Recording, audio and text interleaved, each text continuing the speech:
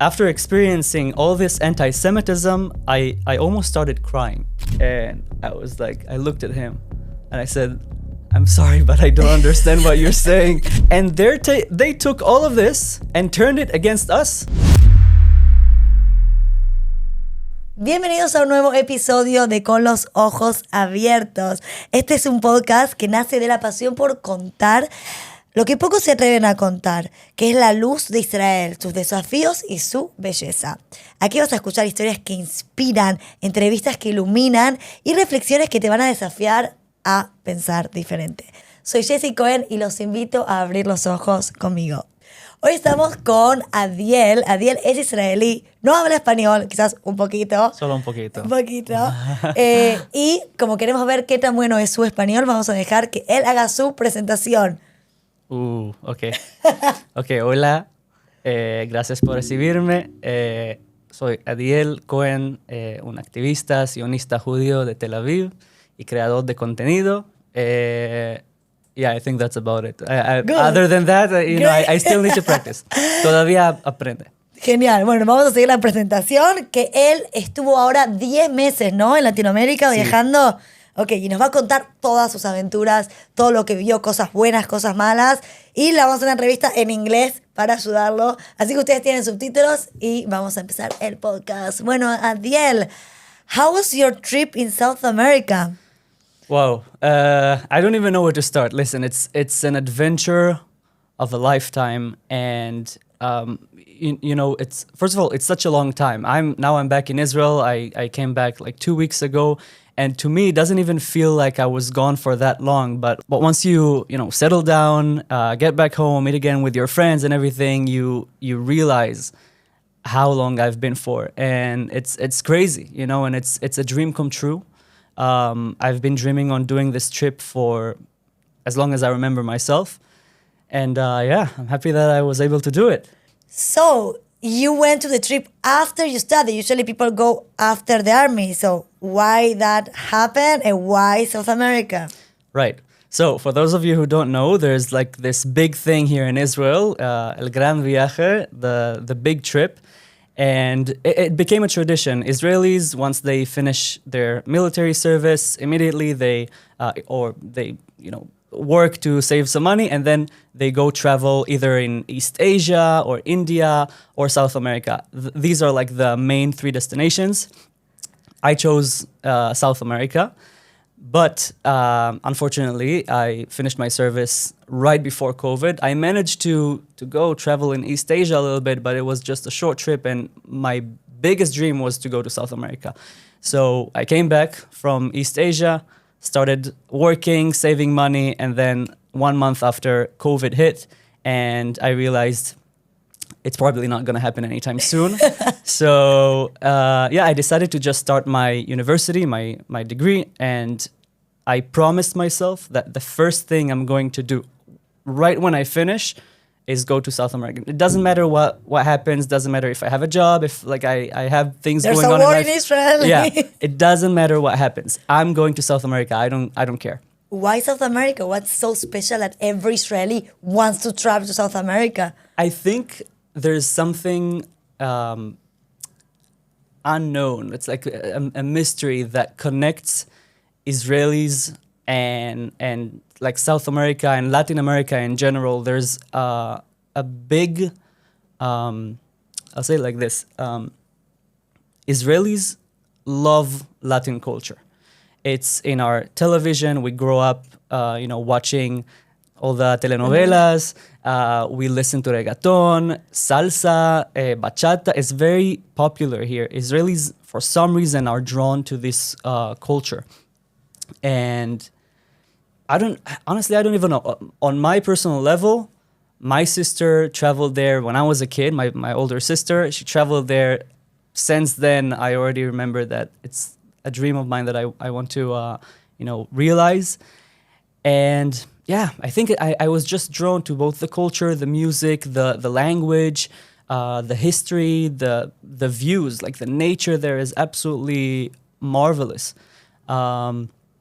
And I think, for every Israeli, it's different. Some are more drawn to the, parties and, all Good of that. food. Yeah, the good food. I was drawn to all of it, I think. Yeah. And where did you go? Did you spoke any kind of Spanish? I had a very basic understanding from, I feel embarrassed to say, from reggaeton. I listened to All Bad the Bunny. bad words, I listened to Bad Bunny. I knew all Yeah. the bad words from the beginning, and yeah. So it was a good. Basis, It like was base. a good, it was a good basis for starting to study. But I really felt like, once you get to Argentina, you realize that you can't rely on English. Like you can't do this. And I just jumped into the deep water and decided to just speak Spanish, whatever Spanish I knew, to anyone I met, whether it's, waiters at restaurants or when I went and did my check-in at hostels and stuff. Yeah. And it's actually amazing how much of a difference it makes and how fast you can learn a language when you're immersed by the culture and when you let yourself be immersed. There's a lot of tourists that, go to Latin America and they don't do the effort of like studying local customs and learning, the language and all of that. I decided not to be that tourist, and I'm really happy. Now my Spanish is a lot better and I can understand a lot better. I can speak better. There's still a lot more that I need to learn. And but throw me again, like somewhere in South America, I'll probably be able to get by, and it's amazing. Was a hard word that you couldn't pronounce or something like it took you like a month to learn in Spanish? Wow. Honestly, I don't know. I think it's not about the pronunciation. I don't have a problem with the pronunciation part, but every country has its own different accent. And some countries are harder, some countries are easier, some countries are impossible. Argentina, because of the novelas and all of that, I managed to understand it, okay? Despite the fact that you speak so fast and That's normal speed. That's not normal speed. That's not normal speed. That's really, really fast. But I managed to understand it. But then I got to Chile. No, good luck. They don't pronounce the last. No. They don't pronounce letters. anything. Like I gave up from the beginning. Bolivia and Peru are a whole different planet. Like they speak very slow, very calm. Especially in Bolivia. Every time I went to a restaurant, it was like, "How can I help you? What do you want?" They whisper and they talk so slow, which was nice. It was really nice. I think the most traumatic part was when I got to PR, Puerto Rico. Absolutely impossible. Impossible. Why? It was such a humbling, it was a humbling experience. After it was the last stop on my trip. Yeah. So by then, I thought I was already like speaking Spanish, and I managed to experience like different accents, in Panama, Costa Rica, Argentina, like everything. Yeah. And then I go to a barber shop. I wanted to get a haircut, and he starts talking to me, and I looked at him, and I said, "I'm sorry, but I don't understand what you're saying." And he looked at me. He also didn't understand what I'm saying, and we just realized, okay, we both don't understand each other. Just give me the haircut. What do you mean? Get it over You with. asked him to do a haircut without specific instruction? He's gonna like, Todo lo que quieres. no. Yes, that's what I said. And what did he do? He did nicely. Decent. It was okay. It was okay. But yes, I think it wasn't about it's not like a word that I find difficult to pronounce. It's understanding and navigating between the different accents. That's like And it's different cultures, it's Yeah, different also. countries, Yeah, different. yeah. Even though we speak Spanish, it's a whole different universe. Definitely. Yeah. And so tell us about an adventure, something like very exciting that happened to you during these 10 months. Wow. I don't even know where to begin, because I've like done so much stuff that I didn't even think of doing. I didn't even plan on doing. I think maybe one of the craziest things I've done and fears that I've conquered was in Colombia and Costa Rica. I've done the same thing again. It's called Tarzan, where it's just it's like a swing. Okay. Like they hang you up in the air from like a cliff or something, or like a platform, and then they just release you. Like a bungee jumping? It's like bungee jumping, but not really, because it's a swing. Okay. So you just go and swing. And that, I think that was like a fear I had in my mind that I didn't even know existed. And being able to conquer this fear and a lot of other, challenges that I faced during the trip, I think that's what made the trip even more special and meaningful for me. Another thing that I would say is, in Panama, there's a magical place called Playa Venao. Playa Venao is basically, it's just a nice strip of beach, and a lot of Israelis live there. And they established Israeli surfing community in Panama. And I was never into surfing in terms of doing it. I always thought, no, I don't have the balance. I'm really bad at all this like extreme sports and stuff like that. I always underestimated myself. And then I asked myself, why don't I just try? And the moment I tried, the first lesson, I already managed to stand on the surfboard, and I realized, wow, I can do things that I didn't know that I can do. At the age of 27, like all of a sudden, I realized I have new skills that I can acquire.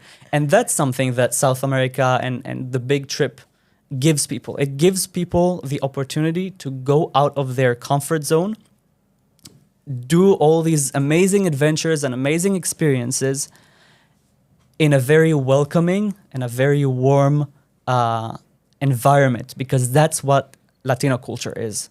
The warmth.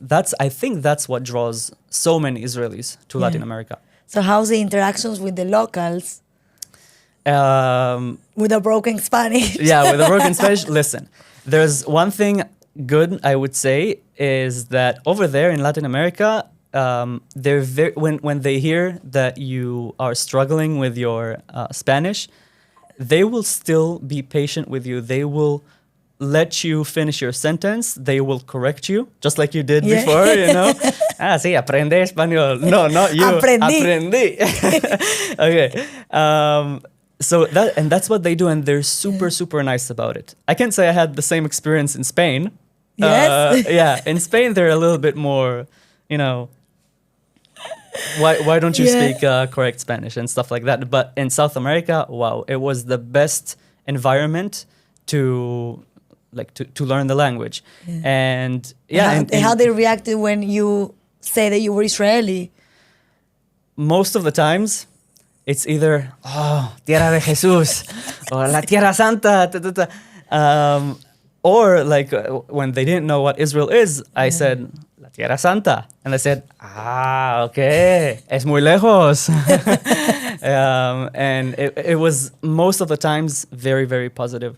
People are so welcoming everywhere I went. Some places are more warm, some places are less, but overall, I had such a good experience. Yes, I did experience some anti-Semitism almost in every country that I visited. Like what? What happened? Where do I begin? I'll start with the first time I experienced anti-Semitism. It was in Bariloche. And there was a big demonstration of like different groups of the left. It was comunistas, LGBTQ, indígenas, and then all of a sudden pro-Palestinians. I saw like a lot of pro-Palestinian flags. One of the flags, all of a sudden I saw a flag that says sionistas afuera, fuera de Patagonia, fuera de Bariloche. And it was crazy. I was just there standing. I didn't do anything, but I'm always wearing my Magen David, except for now, Star of David, Magen David. Yeah, my Star of David. For some reason, I didn't bring it now, but I always wear it. Like there was not one day on my trip that I didn't wear it. And a group of 4 women, all grown up, like maybe 50, 60 years old, they came up to me with a sign that says "El agua es nuestro" or "Agua es vida," and then in Hebrew, in very broken Hebrew, but they managed to write in Hebrew, "Hamaim shelanu," "El agua es nuestro." Yeah. And she told me, read. Obviously, she knew that there are a lot of Israeli tourists in Bariloche, and she intended for Israelis to see that sign. And I didn't understand what she wanted. Like, okay, water is yours. Go ahead, drink, have fun. Like, you know. And then she started yelling at me, "Sionistas afuera, fuera de Bariloche, fuera de Patagonia." It was crazy. And I just went like this. Like, this is what I usually do. And then I had to go ahead and Google, like, what just happened. And I asked some of my Argentinian friends, like, what is this? So, like, what's the deal with Argentinians and Israelis and water? And then I realized that there's a whole conspiracy theory around Israeli mochileros coming to Patagonia to steal water and bring it to Israel, because apparently we live in a desert, which we don't, by the way, and with absolutely no water. So we have to smuggle water out of Patagonia. And it was called the Plan Andina. They have all this stuff that Israelis want to take the Patagonia. Like, and the more I like dived into this whole theory, the more I realized there's so much like crazy in there. A lot of these people, they blame the Israeli water company Mekorot for stealing water. Why? Because Mekorot apparently operates in Patagonia. So I was like, okay, that's suspicious. Why would an Israeli water company work in Patagonia? And then I found out with a simple Google search that Mekorot helps off-the-grid communities in Patagonia to pump water and bring water to their communities. And they took all of this and turned it against us. Wow. It was crazy. That's just one example. You know, Chile was a whole different situation where I had around 5 different pro-Palestine groups that from all over Chile that united against me, and they went on an entire campaign to chase me all throughout Chile. They put out posters with my face, se busca, criminal de guerra, asesino de niños, crazy. And I had to go off the grid. I had to not post anything, you know, in real time. It was annoying. I can't say I was like, super scared. You know, I didn't let it ruin my trip. I was very determined. Maybe I should have been scared. I don't know. And also you called the police, right? Or that was in Ecuador? That was in Ecuador. Yeah. Wow, I have so listen, a bag full of surprises. But yeah, in Chile, I just let it. You know, I remained cautious. But I didn't let it. So something about Chile, I don't know if you know or people know, it's like the biggest Palestinian community outside of this Middle East. The thing is, like, those people, Palestinian in Chile, they're Christian Palestinians. Right. And most of them came from even before the war of 1948. And they came escaping what the Islamists were doing to them. And they don't even know their own history, that they're defending a cause that is against themselves. It's crazy. So, I spoke to the Jewish community in Chile. I actually stayed with them. I was very impressed by the Jewish community in Chile. They were super welcoming, and you know, I spoke to them about all the situation with the anti-Semitism. And what I found out is that up until not too long ago, the Palestinian community in Chile and the Jewish community were friends. You know, they worked together. They were in good relations until like around the 80s, 70s, when the PLO started, you know, coming up and you know, making all this Palestinian nationalist propaganda. That's when these ideas started infiltrating the Palestinian community of Chile, and relations started deteriorating, which is it's a shame, you know. It's a shame, because we have a lot more that we could have a lot more that connects us than divides us, especially in the diaspora. You know, you're talking about 2 Middle Eastern diaspora communities living together in Chile. It's a shame, really. So do you think this? I want to hear also your story of Ecuador, but do you think this kind of anti-Semitism resurfaced after the war? Or do you think this anti-Semitism was before and Israelis just traveling there inside something? I think anti-Semitism is always there. But there's always, every generation or every few years, there's something that sparks it and makes it resurface, like makes all the people who are usually either ashamed or scared to say what they actually think about Jews, all of a sudden they feel empowered to do that. And when you see all the Hamas propaganda running all around the world and people feel so emboldened to, call for an intifada or actually call for violence against Jews, yes, obviously the war had an effect on it. When I walked down in downtown Santiago, I stayed around the Jewish area, so it was really nice. Most people there are super nice. And when you go downtown, this is where you see posters of Sinwar. I wish I took pictures. Honestly, I don't know why I didn't do it, but it was such a wild experience. Palestinian flags, posters of Hamas, Sinwar, posters calling for an intifada. And yet, I didn't experience anti-Semitism with people, but I was surrounded by anti-Semitism. I saw it. It exists. And yes, a lot of the anti-Semitism was related to the war. Yeah. And also, something that we talked before is anti-Semitism is different in different countries, but luckily in South America, we have two kind of phenomenon, okay? First, that people are more religious and they believe in Jesus. Yeah. So that's they told you, like La Tierra Santa, La Tierra de Jesús.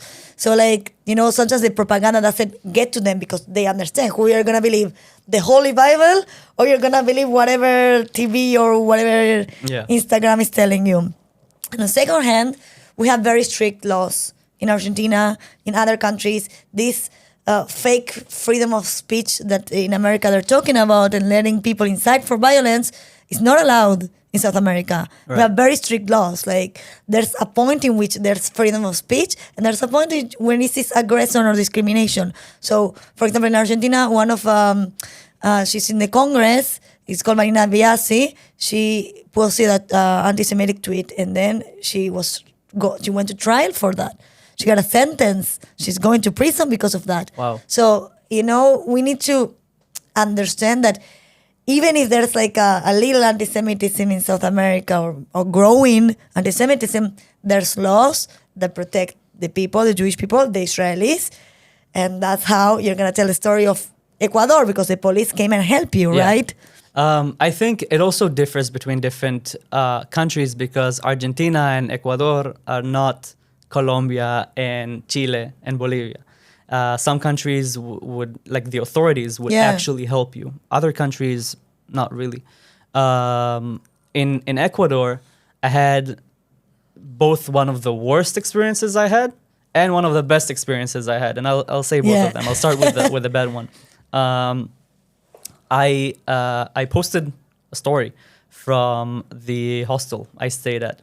Ecuador was already, after I got over the wave of anti-Semitism that I experienced, so I was already confident enough to post a story. I didn't even show where it is. It was just me and the wall. But apparently they know, where that wall is, and they sent people after me. By them I'm talking about a local pro-Palestine group. They sent people after me. They posted a video of my hotel where I stayed, exactly the time I stayed, and they said, come down, we want to talk to you. And it was scary. It was really scary, and they kept sending me messages. We're around your. At that time, I wasn't in the same neighborhood, but they told me, we're around your neighborhood. We know where you are. Come face us, you coward. You whatever. The moment I got to the hostel, they weren't there. I spoke to the reception and to the security guard, and I told them, listen, there are people after me. They're looking to hurt me because I'm from Israel. Mm-hmm. They were shocked. Like they felt so uncomfortable, and they said, we can't believe it. It's crazy. I showed them all the messages and I told them, listen, I want you to contact the police. I want you to make sure that these and these people, I had all the names and everything, if they come to the hostel and they ask for Adiel Cohen, you call the police.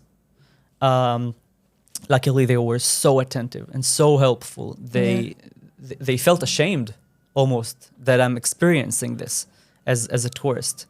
And it was nice to see that they're on my side. Of course, it will help you. Yeah, but it's still crazy. There's a lot of crazy people in Ecuador. Like one day later, I went to visit the iglesia there in Quito. And when I went out, I waited for my friend to come.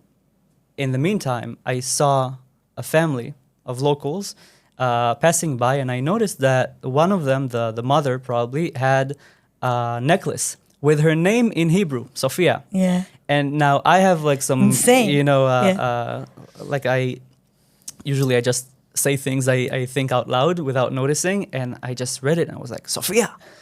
and she was like, "What? Who are you?" You know, she was really scared. But I said, "Oh my God, I'm so sorry. I'm from Israel, and I saw your necklace, and it's in Hebrew." And she was like, "Oh, that's so nice. Welcome. I got this necklace from Israel. I just visited, and I asked her like, oh, that's nice. Did you get to experience Israel in like a more peaceful time?" And she said, "No, I just came back from there." And like, mind you, this is during the war. I was shocked. She went to Israel all the way from Ecuador during the war and visited there.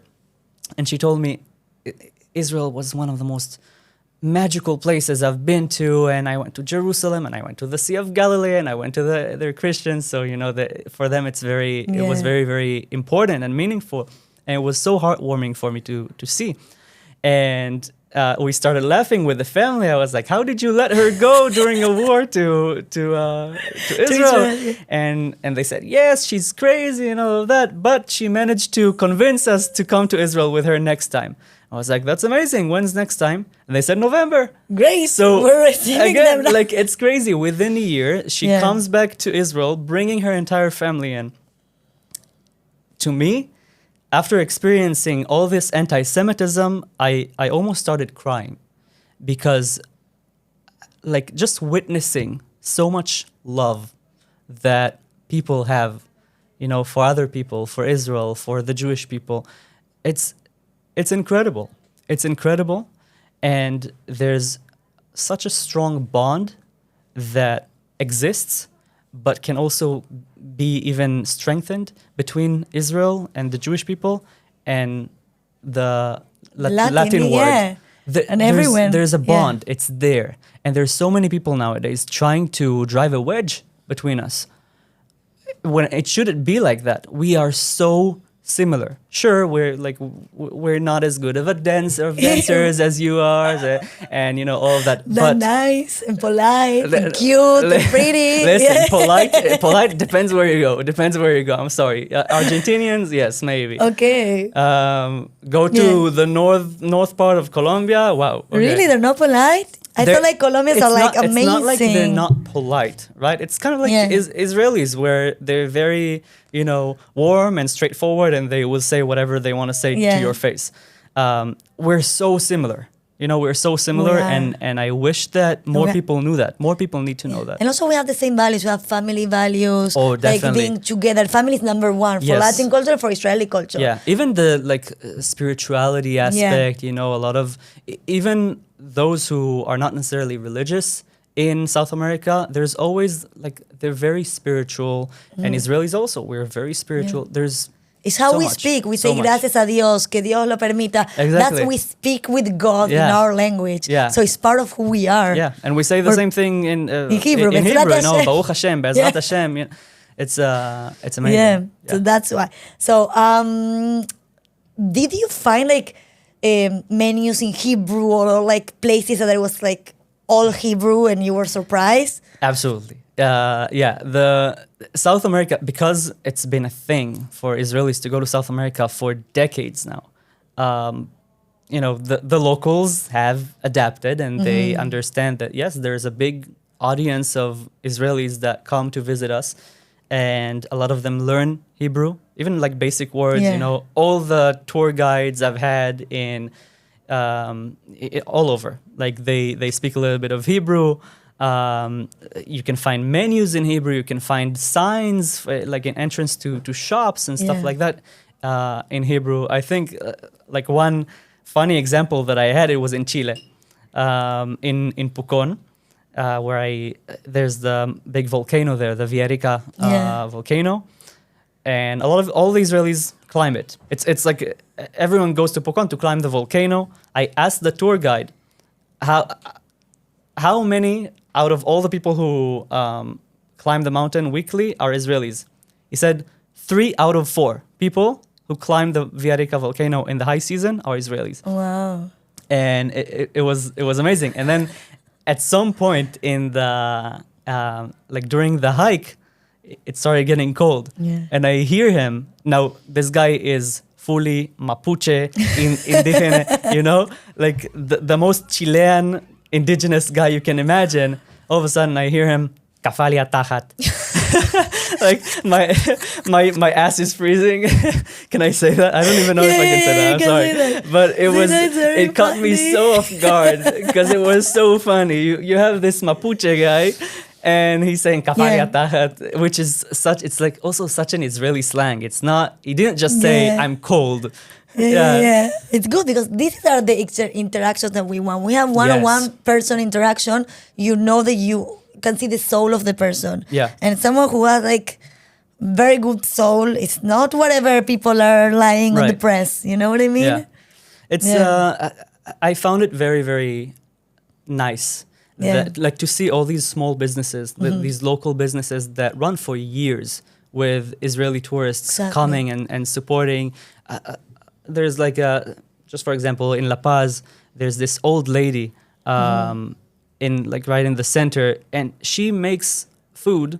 You know, she started with like Bolivian food and all of that. Now she also makes Israeli food. Nice. And all the Israelis know her as like the old lady that, you know, makes us good food. And all the walls are filled with dedications to her and stuff like that. It's amazing. It's amazing that we're able to support. Yeah. You know. So how was your activism in this trip? It was a challenge because on one hand, I didn't want to completely, you know, neglect my activist duties. You know, it's something that I do because I really, really care. I really do want to speak up for Israel and for my people. But on the other hand, I wanted to let go, and I wanted to feel free, and I wanted to experience freedom in a way that I haven't experienced before, which I have. You know, South America, it lets you do that. I just shifted the way I did it. So instead of, you know, being confrontational and talking about the war directly and keeping up with the news and all of that every single day, I decided to, you know, take advantage of the fact that there are so many Israelis traveling all over South America and maybe show the good side of Israel through Israeli mochileros. Yeah. And I started this series called Why Are You Traveling? Why are Israelis traveling? I went around in every country. I met Israelis. I asked them to the camera. I interviewed them. Why are you traveling? What's your favorite country? Which countries have you visited in South America? To show the world that we're not the monsters that some people are trying to make us to be. And all of the answers I got were, you know, we want to experience nature, and we want to get to know different cultures, and we want to meet new people and new friends, and you know, experience freedom. These are all the answers I got. And this time around, this year, a lot of the mochileros, the Israeli travelers, were like, they came back from the war. They survived either October 7th or the Nova massacre. I met survivors that came to this trip to heal themselves, and it was so moving. Someone, I'll never forget it. I met one guy. His name is David. He's actually from Ramat Gan, from my hometown. And when I interviewed him, I asked him, why are you traveling? And he said, I feel like the trauma of the war closed parts of my soul that I can't reach. And I came here to South America hoping that I'll be able to open them up again. So, you hear all these amazing people, amazing Israelis who are so full of love, and you can't not be moved by that. That's what I wanted to show. That's the turn my activism took during the other trip. side of the coin, like something positive out of everything that is happening. Yeah. Because meanwhile, also when you were abroad, there was the war with Iran, and that was crazy. And what happened with that? I think I'll never forget that moment when the attacks started. It was Friday night. We just finished, having our Shabbat meal. Some Israeli friends at a hostel somewhere in the jungle in Colombia. And all of a sudden, someone gets a notification and he says, it started. And we're in the middle of the jungle, in the middle of nowhere, and we don't know, okay, what do we do now? Yeah. And being constantly concerned with the safety of my family and my friends, a lot of missiles from Iran hit my hometown, hit neighborhoods where a lot of my friends they were evacuated. It's crazy. It was a surreal experience. Mm-hmm. Yeah. So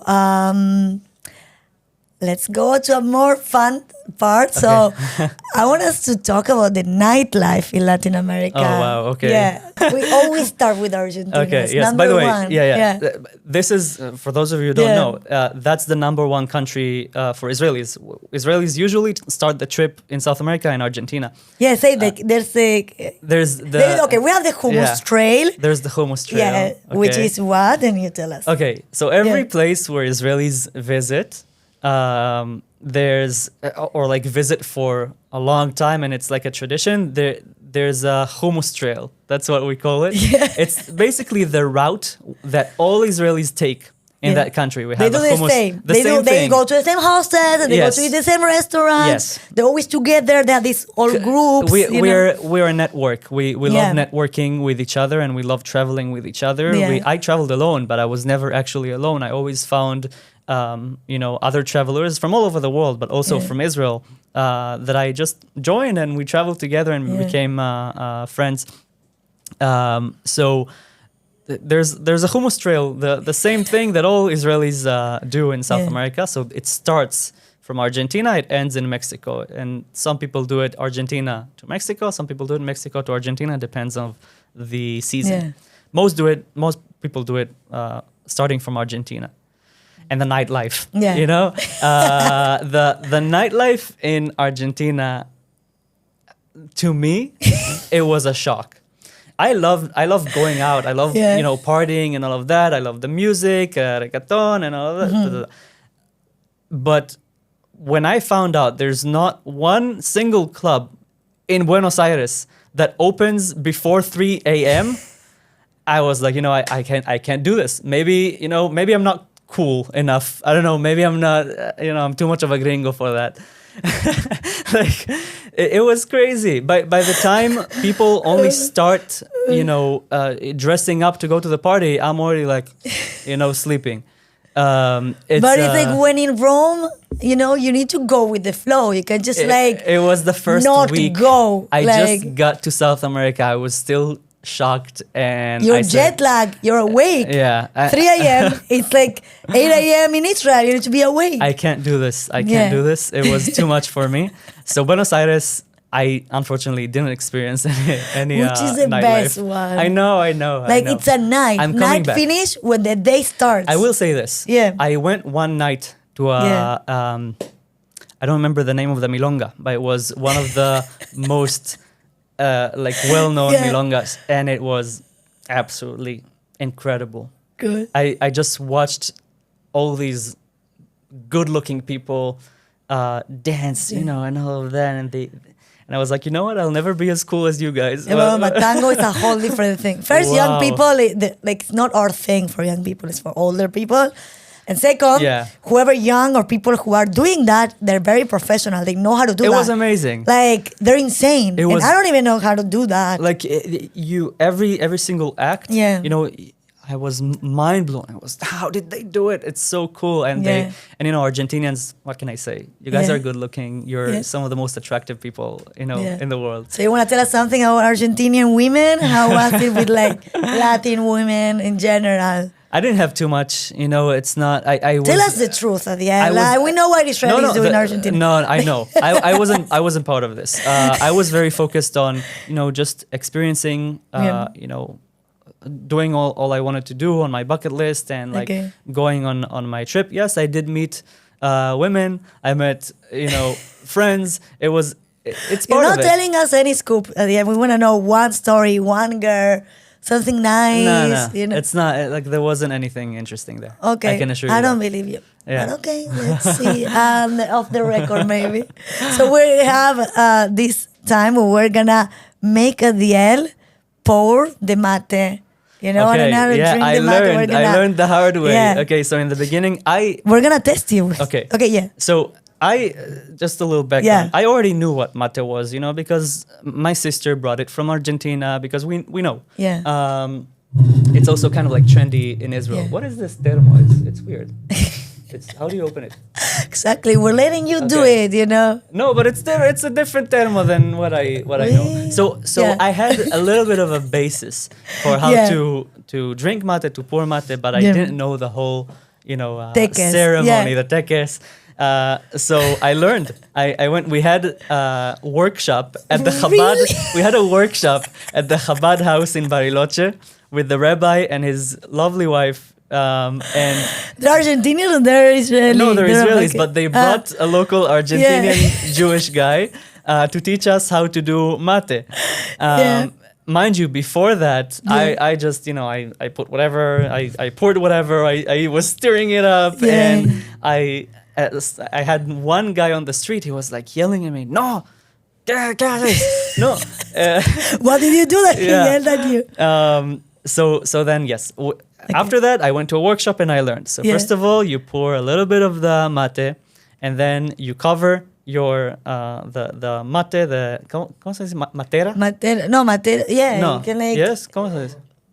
you say I like don't el know. vaso de mate. Like Yeah, you can say so- like the so mate. you- I call it also the mate. Okay. Yeah. So you cover it. You Yeah. have to shake it, and then you have this, you know, like stain of all the powder, and you need to like let go of the powder, and only then you can pour your mate, and you need to do it close to the bombilla. Okay. What's the Okay. bombilla? Bombilla is the little straw, Okay, great. and you need to you can't wet all of the mate. You need to keep some of it dry to leave some flavor for the other people that drink it around you, and then you just drink and enjoy it. Perfect. Okay, you're good. No stirring. No stirring, yeah. You can't steer it. You can't steer the mate. Wait, give me. Some people, Wow. you know, like all the foreigners, they start like do like this, and then they smell it. There's like all these videos where they smell the mate, and you know, it's very funny. But I'm so happy you made a workshop of of course. mate. Yeah. This is our tradition, and we're happy that you can pass it on I to the love Israeli. it. You know? I bought Yeah. myself, you know, my own mate cup and everything. It's really Yeah. nice. I'm gonna wait for winter months to really enjoy it. No, you don't wait. You drink it every day, all day. I know. I get hot Yeah. when I drink hot mate. I start sweating. So But it's good for your digestion, you know? It is true. It is true. Okay, so last challenge for Adiel before we close the podcast. I want you to say Adiel of Israel. Let's see if you can say you think I'm a gringo? I don't do know. that. We want to No. test your Spanish skills. Adiel de Israel. Muy bien.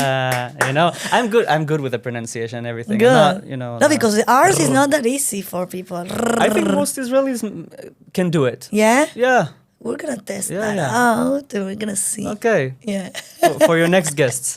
For real. Ok, so Argentina. gracias, Adiel, por venir y abrirnos tu corazón, contar todas tus historias en Latinoamérica, también las buenas y las malas.